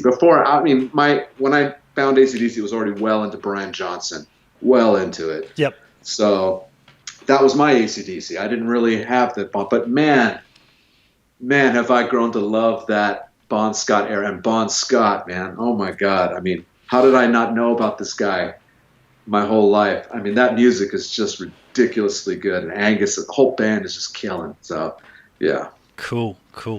Funnily enough, around the year 2000, I played guitar for a pop artist that was signed with Sony. And his manager was Michael Browning, who managed AC/DC all through the Bon Scott era. Oh, wow. And, sat around with Michael a few times, having a few drinks and everything, and just hearing him talk about that era and when Bon actually did pass away and stuff. And but that wasn't his proudest achievement. I remember him saying to me, "Everyone wants to talk about AC/DC with me, but that's not my proudest achievement." His proudest achievement was discovering somebody named Billy Thorpe, who you've probably never heard of, but he was a really big name in Australia, 60s, 70s. I know Lee Sklar often posts of his fondness for when he played bass with Billy when he went to the States in the 80s. Kidding. Yeah. Wow. Doug, you got some really nice Les Pauls behind you there, man. Yes. Do you want to show us those? And while you talk about those, I'm going to take a quick little bio break like I warned you about. Okay. Can you show us those Les Pauls, man? I can. Let me see how far I can get. I can still hear you. I'll be back in 30 seconds. Okay. All right. So I took my ears out, so I can't hear you going tinkle, which is kind of disappointing, to be honest. Kidding. Okay. This is a Gold Top 57 reissue. It's killer. It's about 9 pounds. Plays like a dream. Yeah, it's awesome. And it's got some tone-specific pickups in there, which I'm going to be doing a demo for, which I'm really excited about. And you should be too. It'll be a lot of fun. And then over here this is my favorite guitar in the whole wide world. And that is 59 reissue. Lemon Burst. It's stock pickups. I think they're called custom burst pickups. This is a 2018. It's light. It's probably 8 pounds. It's great. I love light guitars. The neck profile is perfect. It plays perfect. Everything you want in a Les Paul is right here. Nice. I will say that the only thing I did to this pickup was it had an Alnico 3 magnet in it, and I took it apart and put an Alnico 2 in there. So it's more like the Gibson Burst Buckers, which I like it better with the Alnico 2 magnet in there. Otherwise, I just left it alone. This is my fave. I love this guitar. I love you. I love this guitar. And while we're on the subject of Angus,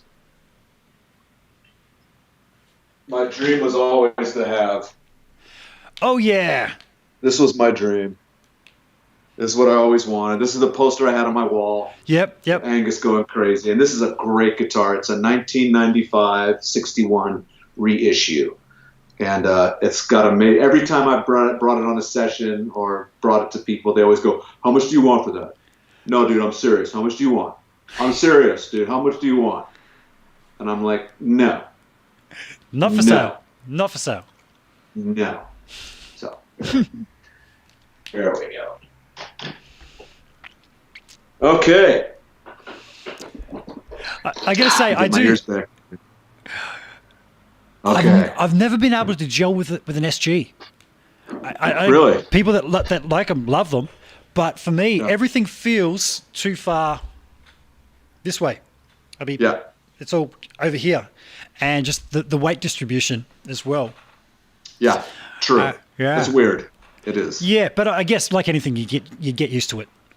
Yeah. Yeah, I toured with that SG for a long time, and it is. I understand what you mean. It's the same for me. It's really weird, and like I'll go grab an E chord, but I'm really grabbing an F sharp, you know. So it's kind of weird. Yeah. Totally. So those Les Pauls there, have they got fairly big necks on those? The gold top has a big neck. Yep. The 59 has a smaller. It's perfect. The 59 profile is like the best neck profile in my opinion. Yep. Ever. Yep. So that's the one I like the best. Nice. I've got a Warmoth Strat behind me that I threw together, and the profile on that, they call it a 59 round back. So I'm assuming it's something similar to that. Yeah. Yeah. Yeah, it's great. Great profile. I'm a grippy player.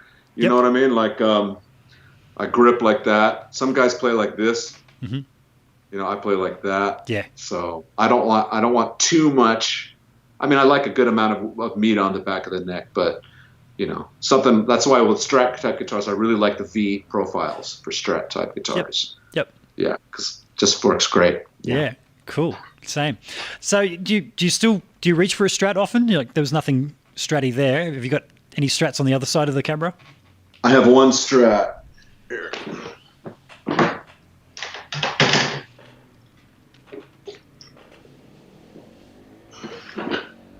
Well, this is a Freedman Strat. Nice. It's called a Vintage S. And yeah, I love it. It's terrific. It's all stock. It's the Freedman humbucker pickup, which is excellent pickup. Grover Jackson built this guitar, and he picked this neck out just for me. Because he's a great dude. So thank you, Grover. I love this neck. It's small. You know what I mean? There's not a lot of. It's thin. I like it. I don't want to fight anymore, man. I'm an old guy. I don't want to fight anymore. I like it easy to play. Yep. So yeah. So this is it's the only Strat I have. I honestly have a horrible time finding Strats that I like. I'm not a fan. Yep. Especially with the single coils. I've never found a Strat that I was like, oh, this is awesome. But this is awesome. Man, I got to say, you don't have your in-ears in right now, so you probably can't hear me. I can hear you. I got one in. Yeah. Oh, yeah, you got one in. Yeah.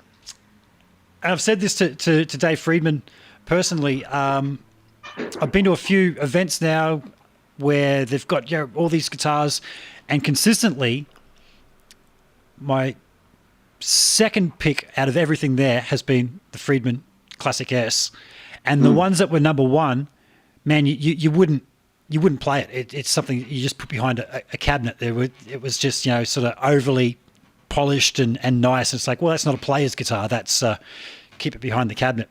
So my ideal guitar right now, I need something. I'm a Strat guy, humbucker, 2 single coils, but I want one with a Floyd Rose. I just like the fact of if I break a string, I can put it back on a Floyd Rose. So I'm torn whether to get Grover to build me. Is it Classic S or S Classic? It's Classic S, isn't it? I'm not sure. Yeah, it's one of the two. Yeah, Vintage S. Vintage S. Sorry, yep, Vintage S. Not sure whether to get one of those. The price conversions for Australia to the US dollars is pretty bad at the moment. Or get a local. Well, I say local. It's about 1,000 miles away from me. Charles Cillier guitars. Charles is a great builder in Australia, and I played some of his designs. And yeah, that's what I'm after. Man, I got to show you something I've got here while I've got you there, talking about Floyd Roses and stuff. Check this out.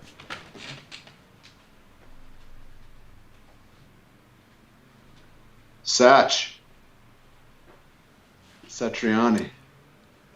That's awesome. Yeah. That's sweet, man. Damn, look at that. That's a real Chrome Boy. Where'd you get that? I borrowed that off a friend. He's actually selling it.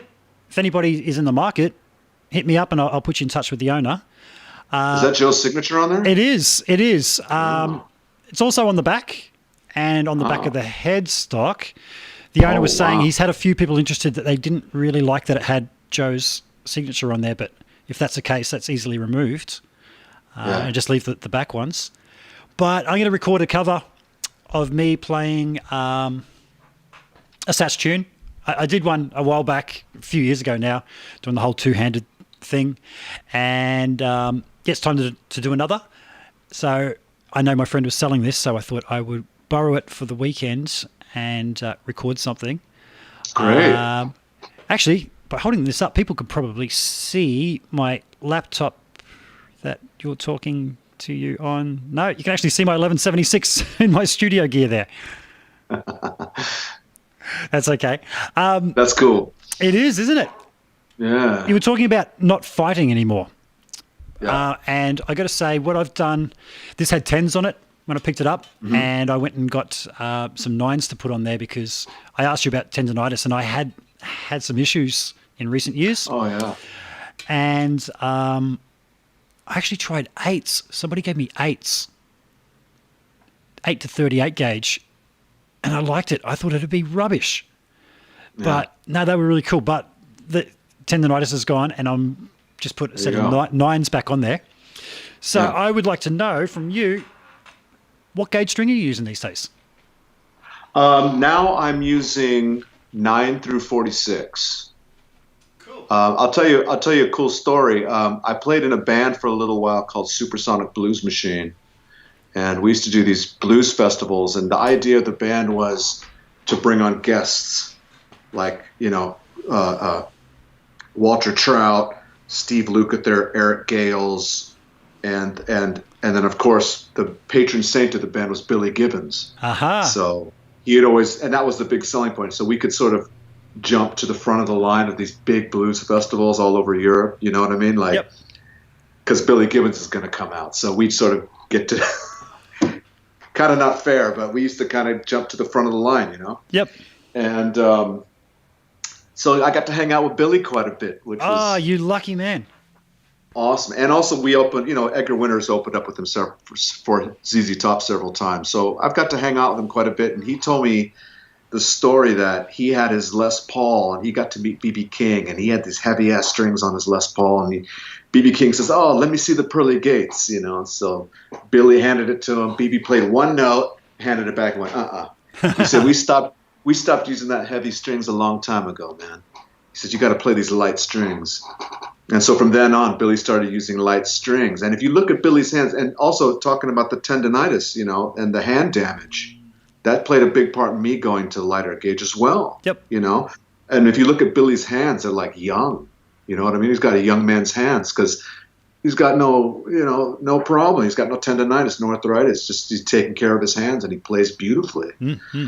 And conversely, I know guys who played with heavy strings their whole careers and they get into their 60s and 70s and their hands are fucked. Yeah.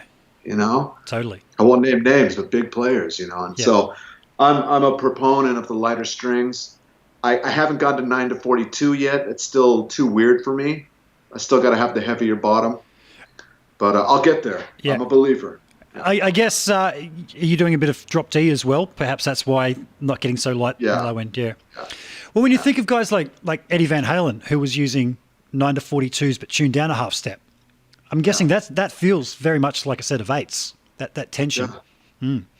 And I was so surprised, man. I was at a friend's place, and I picked up he had a G&L Strat, and I played it and went, "Man, this plays great. No fight. And he looked at me and said, 8s. I went, yeah. Okay. Not at all what I thought.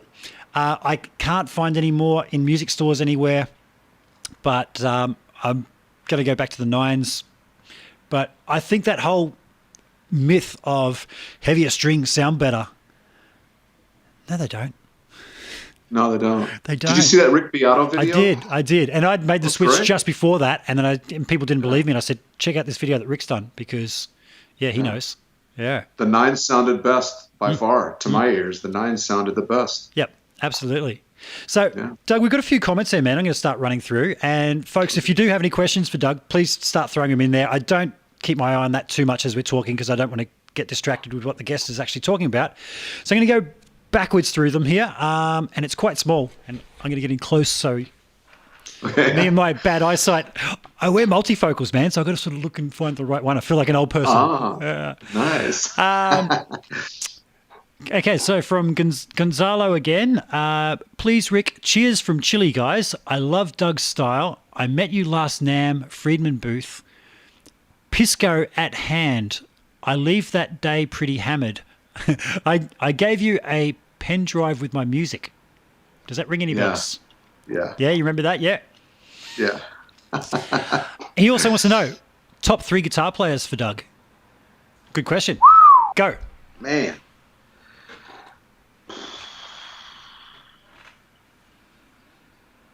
That's so hard. It is, isn't it?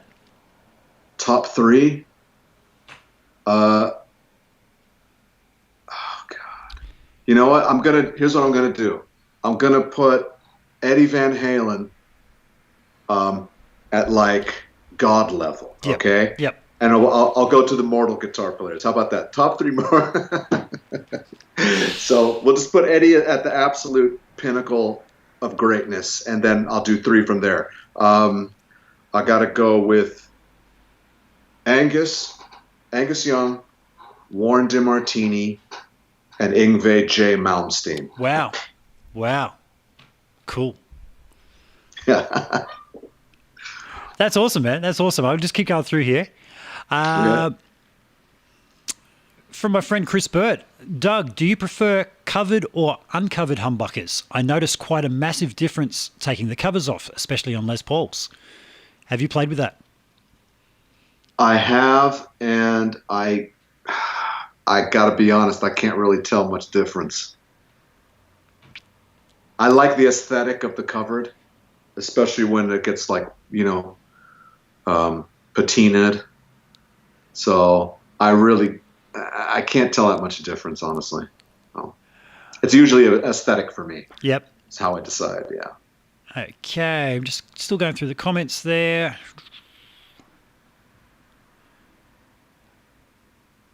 Okay, I already read that one out.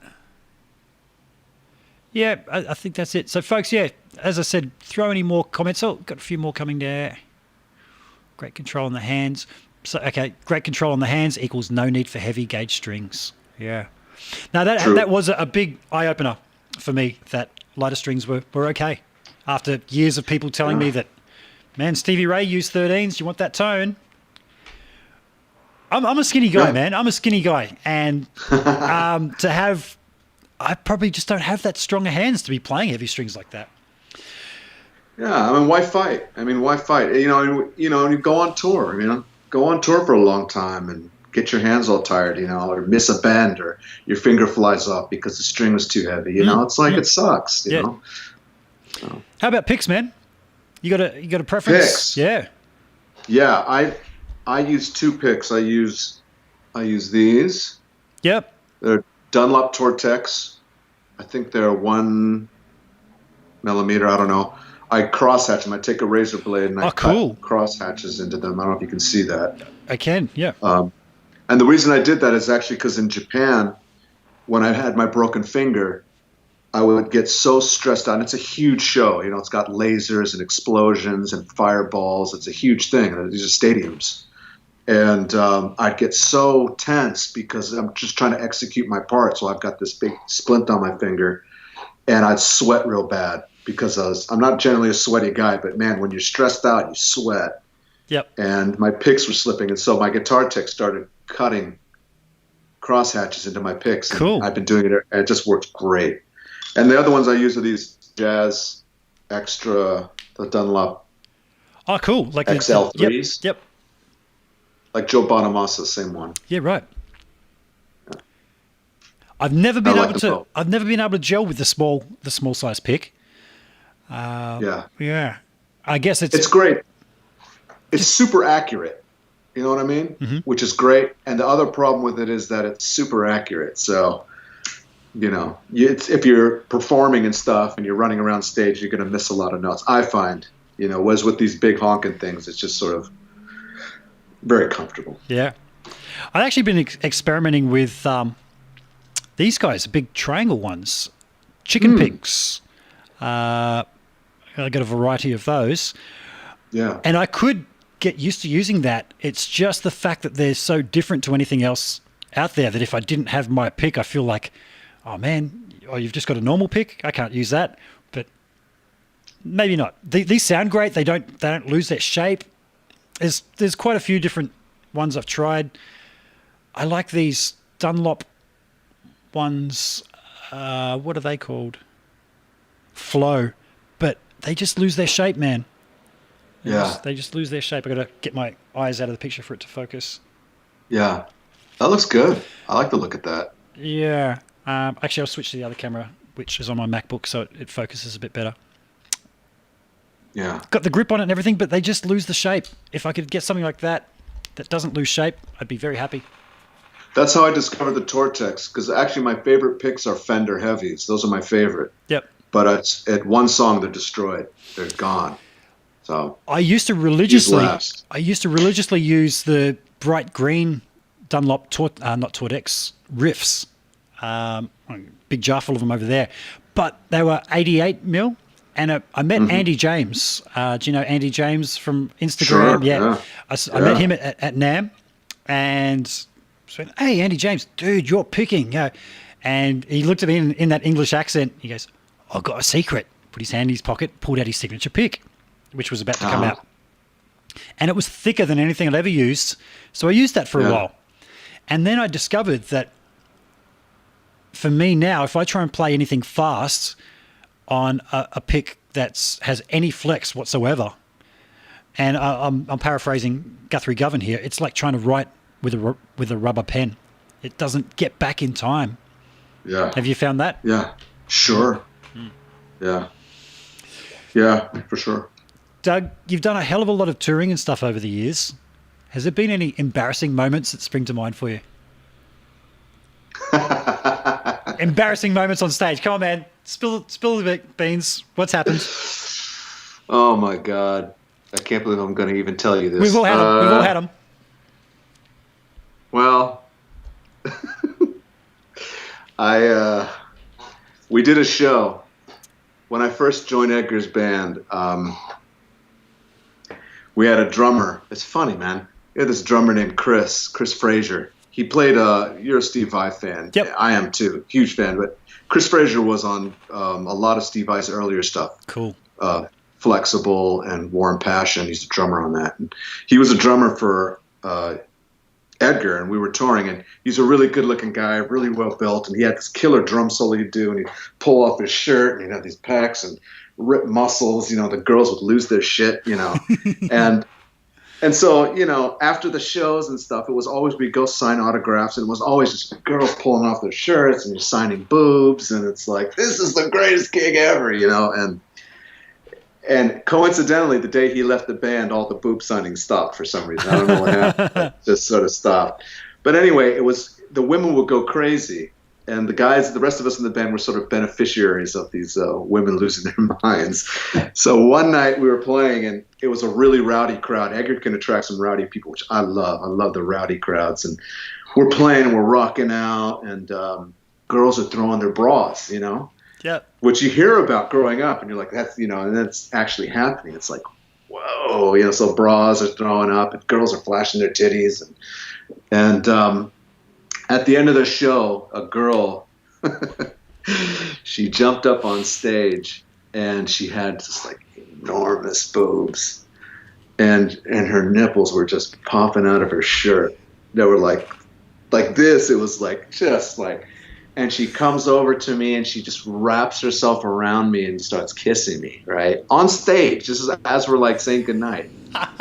And let's just say I got a little excited right there on stage. And it was like, oh my God. And it was, you know, that was my most embarrassing moment. You're probably wearing the tight rock and roll jeans too, huh? Which isn't the most comfortable for that situation. No, even worse, I was wearing baggy pants, actually. Oh, no! pitching the tent, as we call it over here. I was pitching the tent. So that was my most embarrassing. Yeah. Not a lot of people know that story. Oh, cool. Man, do you remember your first ever concert, like loud concert? Not you playing, but that you've gone and seen. I think it was I was staying at a friend's house, and they sort of took me along to a concert. It was the Blues Brothers. Cool. Am I saying that right? Dan Aykroyd and Yep, Jim and yep, John Belushi. yep. Yeah, they did a live show at the I don't know, somewhere in Hollywood, and we went. And that was my first like rock concert. It was like really loud. And, cool. You actually saw the Blues Brothers. My batteries. Yeah, I was really young, so I barely remember. So, yeah. Nice one. My battery's starting to flash at me, but that doesn't matter. I can just cut to my webcam. It's almost as good. Funnily enough, I remember my first one when I was about 3 years old, 4 years old, at a local place here called Twin Towns, RSL, which has a lot of big acts. Oh, there goes my camera. It's okay. I will just change it. And funnily enough, I ended up playing through that very same PA. That should, no, hang on, picture in picture. Bam, there we are. I found out later that a group that I was playing in, the sound guy owned that very PA, and it was a Queen tribute band. I was Brian May, wearing the wig, and I'd do the whole We Will Rock You thing and come out and stand on top of that PA and do my shit in the wig. And when I found out that he had bought the PA off my very first concert I ever saw, an Australian artist named John English, I was blown away. It's like, man, I remember hearing this PA and being scared of it as a 3-year-old, going, "Whoa, listen to that sound, it's going to hurt me." And then to later on be playing through that PA, man, what an experience. Wow. Yeah. That's something. That's a great feeling, man. Yeah. Totally. Yeah. I got another question there, folks. We are coming up to that 2-hour mark where I try and round things up. So if you do have questions for Doug, speak now or forever hold your peace. And I do see one here. Doug, are you preferring your Les Pauls more over your Nags these days? I have your Nag Signature, and it is an awesome guitar. Well, first of all, thank you. I appreciate that. I've always been a Les Paul guy. My relationship with Nags was really great. I love the guitars. I love Joe Nags. I wouldn't say it's a tough one. They're different animals. You know what I mean? Like when I want whatever I feel like is in my head, I play Les Paul if that's what I feel like playing. And if I want a little different sound, I go with the Nags. And that's really it. Really? And what differences are you noticing between them? Guitars are interesting. They're kind of like amp companies in a way. They sort of seem to find a different frequency the way they're built.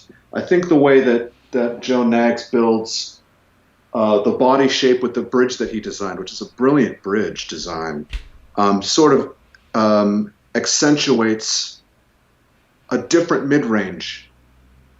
That's probably closer to the marriage between a Tele and a Les Paul. I think if you married those two guitars, you're sort of in where Nags is. It sort of has that fatness of a Tele, but has that singing quality of a Les Paul. It's a great sound, but it's definitely different from a Les Paul. Les Paul's got its own thing. Yeah, right. You know, Gibson's got its own thing, and I love that sound, and I love the Nag sound. So that's mainly the difference. Cool. You mentioned Telecasters. So no Telecasters in your quiver of guitars? I have one Mexican Tele, made in Mexico Tele, which is it's a piece of shit. Yep. No. Yeah. But I guess so. No, I don't currently own one. Cool. You got to have something around to cover all bases, don't you? I'm not a Les Paul guy, but I've got a Chimson.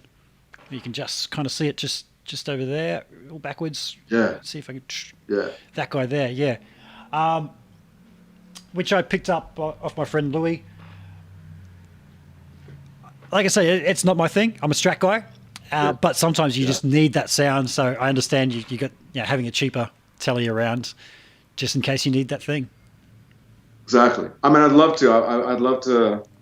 If I ever have, what happens is I get an opportunity to get a Tele, and then I find a Les Paul, and I go, okay, I'll get that. Yeah. So, So Doug, are you teaching again, man? Are you doing the online lesson thing? No, I haven't been teaching for a while.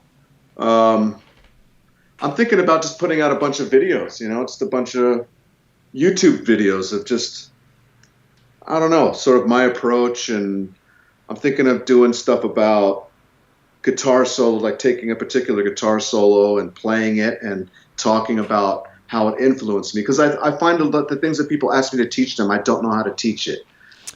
You know, I don't know how to teach that stuff. You know, if you ask me to teach you how to play a scale, I can do that. But I get asked to teach them, how are you making it sound like this? How are you making it do that? And I just don't know how to teach that. So I'll figure something out. So I'll probably do YouTube videos. Okay. How about session work? Do you do sessions for people? Not really.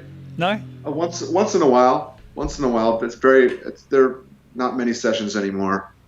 I consider the video demos to be sessions. Okay. Really. Like if somebody wanted you to play on their album, for instance, yeah. Are you set up at home that somebody could send you tracks and you could record tracks and send it back to them? Oh yeah, I do. I actually do a fair amount of that. Yeah. You do? Yep. Yeah, actually, yeah, I do. Cool. Because I mentioned Sean Tubbs and getting him to play on my friend Brooks' record, and that's exactly what we did. Just sent him some rough tracks, and he sent back some beautifully produced tracks that fit just awesomely in there. How do people get a hold of you if they want to do that? You can email me at doug@dougrappoport.com. That's the best way to get a hold of me. I have a website, dougrappoport.com. I have a way you can contact me through there. You can hit me up on Facebook, Instagram. Yeah. Awesome. And you actually do answer your messages, unlike some people. That's how I got a hold of you, man. I went to dougrappoport.com and dropped you a message. And that's right, yeah. Lo and behold, yeah. I try. Man, you dropped a couple of names along the way there, like when you're saying Billy Gibbons, etc., and you said Eric Gales. Yes. I saw him at the Byron Bay Blues Festival over here a couple of years ago, and I was blown away. It's like you, just that playing from the heart thing, and wow, what a player! What a player! And when he asked me my top three, I was thinking of putting his name in there. I was trying to figure out how to put his name in there because he is one of my favorite of all time. And I've known about him since I was 15 years old. Mm-hmm. You know what I mean? I knew about him when Kenny Wayne and Johnny Lang and those kids came out. Eric Gales came out at the same time. The deal is that the other two guys were, really good-looking, blonde-haired, blue-eyed kids who were playing Stevie Ray Vaughan. Exactly. And Eric Gales was doing his own thing, right? Yep. At 15 years old, he already had his own sound. He had his own style. He had his own vibe. It was almost like too much for anybody to handle. And so I've known about him forever, and it's so great to see him blowing up the way he has in the last several years, because he is I did a cruise. We do these rock and roll cruises, and we were on with him. And man, I'd go see him night after night, and the tears would be pouring down my face because he bleeds guitar, man. Oh, yeah. He bleeds guitar, and he plays, and he's just ripping his damn heart out for you, and it's just like, God, and you could feel it. So, yeah, Eric Gales, huge fan. Yeah. So when I saw him, man, there was times that he'd be playing, and he would actually, take his hands off the guitar, and it was like he was just screaming at the heavens. Yeah. And it was an experience, and my thoughts watching him was like, this guy's lived life, huh? I don't know much about his background. My first introduction to him was in guitar mags, maybe the early 90s. And, the way they try and promote people, you got your stylists and all these people trying to shape you into things. They were trying to make him out to be Hendrix, basically, because he's left-handed, and again, as I said, I'd see things in magazines over here, but I didn't hear them because there was no YouTube to check these guys out. Yeah. And then he just dropped off the face of the earth, and lately, again, that I've seen him and just went, wow, where have you been, man? That's amazing. Yeah. Yeah. Yeah, he's something else. Yeah. Same with Joe Bonamassa. I've been aware of him since he was about 14 years old from guitar magazines. Also. Yeah. I saw Joe recently. Funny story. friend of mine, Dom. Hey, Dom, if you're watching. Dom had a spare ticket to go see a concert. This is, I'm trying to think how long ago, 6 months to a year ago. And all he said was, hey, man, I've got a spare ticket to go see Joe at QPAC. Do you want to come along? I'm thinking he's talking about Joe Satriani. Like, hell yeah. And he goes, man, I've got like very front row, center 2 tickets. Center. And I'm like, hell yeah, man. I'll go see Joe Satriani. At no point did we ever say the last name. And it wasn't until that day, we could have even been on the way to the gig or something. And I said something about going to see Satch. He's like, nah, man, we're off to see Joe Bonamassa. Man, I was front row, center seat, just looking up at him. And I could see like his face tremble when he'd sort of attack the notes kind of thing. That's how close I was. If anyone's curious, I actually got a video on my channel somewhere of Joe from right down the front. Man, that was an experience to see. But like I said, he's one of those guys I used to see in magazines and didn't really get to hear until YouTube, which has been a great thing. It's all out there now. Yeah, amazing. I love Joe. We opened for him actually one time, so I got to hang out with him just a little bit. And he showed me his guitar and stuff, handed it to me, and I was like, because I was already a huge fan. So yeah, he's something else, man. He's unbelievable. I love that guy. Well, tremendous. Funnily enough, so as I said, I live in a place called the Gold Coast, and I'm about an hour south of Brisbane, being the capital city in my state. And I'm not sure if it's still the case, but Joe's girlfriend lived in Brisbane. And I had a friend that worked in a music store, and he said, man, Joe comes into the store once every couple of months. I'm like, no. He goes, yeah, no, he seriously does. His girlfriend lives here. And I'm like, really?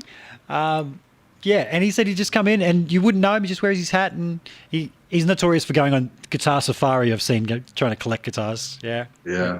Is that something you do on tour, man? Do you go checking out what can I find? Yeah, actually, you see that V in the back there. Yeah. Last tour I was on in Japan, me and Jeff Coleman. You know Jeff Coleman? I know the name. Yeah, that's a guy you got to get on your show. He's a great guitar player. He's awesome. Great dude. Okay. And we hold down the guitar duties on this band. And every town we ended up going to, we'd always go out and track and try to find local guitar stores and see if we could find stuff. So I found that guitar in a store called, they have a chain of stores there called Book Off. Book Off? And they're Book Off, yeah. And they are basically a chain of pawn shops. Wow.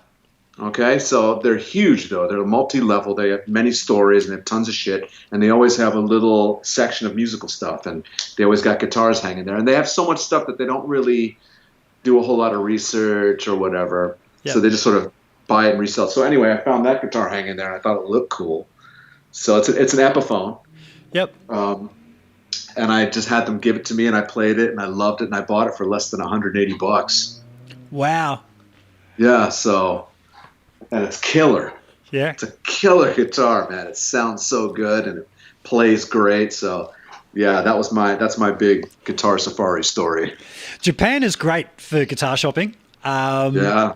If anybody's not aware, there's a suburb in Tokyo called, see if I'm going to say it right, Ochanomizu.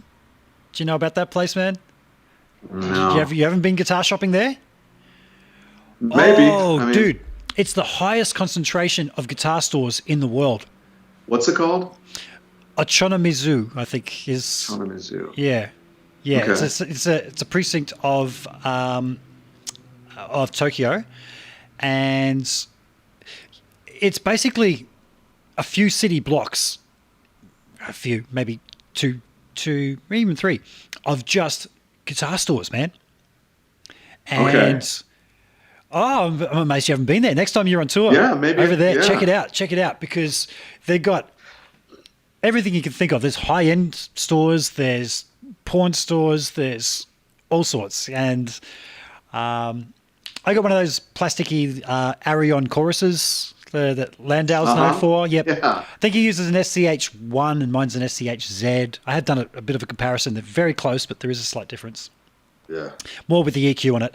But I picked that up there for next to nothing. I have both the Richie Kotzen Telecaster and Stratocaster behind me. That's the Telecaster. That one up there, that was a Richie Kotzen Strat that I ripped the pukey yellow colour off and redid and reshaped the neck joint to be like a Guthrie Govan.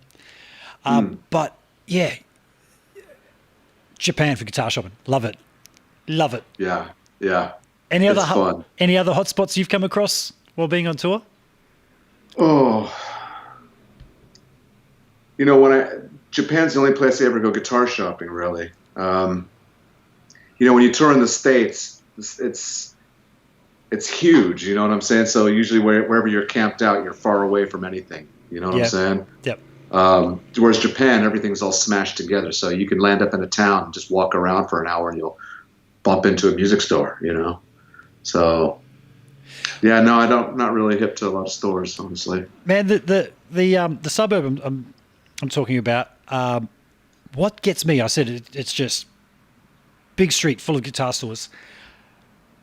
They have guitars outside on stands that anybody could just walk up and grab and walk away. Not the really high-end stuff, of course, but it's just not their culture to go, oh, look, a guitar, I'm just going to grab that. Yeah. And like there's beer vending machines everywhere that kids could just go, but they don't do that.